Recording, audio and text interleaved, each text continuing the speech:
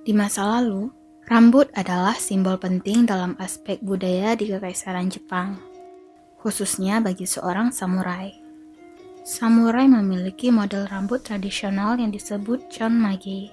Samurai yang memiliki model rambut ini, bagian depan kepalanya dicukur hingga botak, lalu rambut di bagian belakang diolesi minyak. Rambut tersebut dikuncir dan diikat sedemikian rupa di bagian belakang kepala. Kapan model rambut samurai muncul?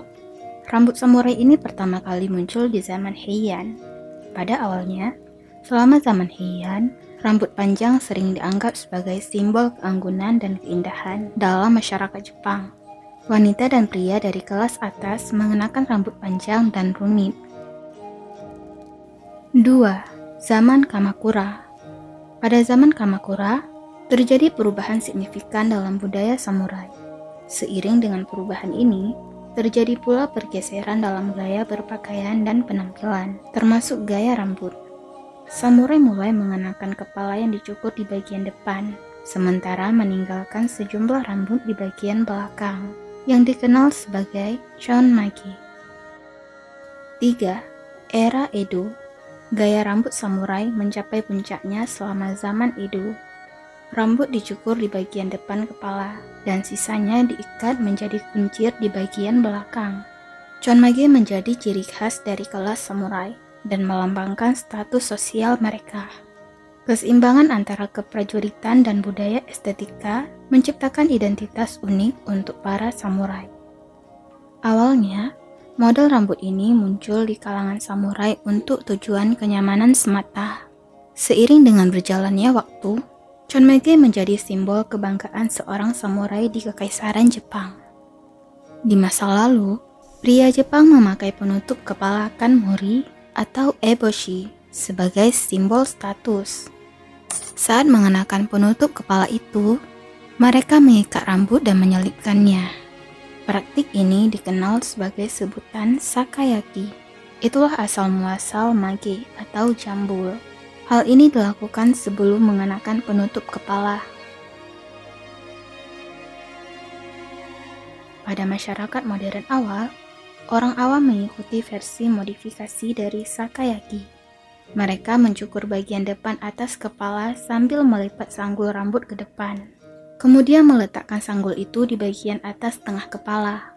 Mereka menyebut gaya rambut itu sebagai chonmage.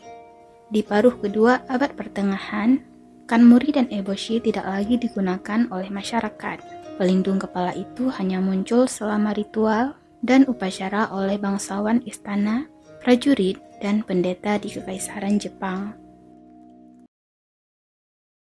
Chonmage menjadi populer di kalangan warga biasa di Kekaisaran Jepang.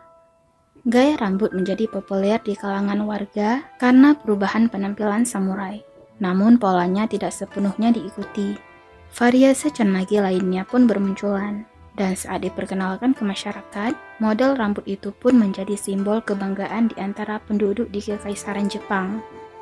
Apa yang dulunya hanya terbatas pada samurai Kekaisaran Jepang, menjadi sesuatu yang dapat diikuti oleh siapa saja.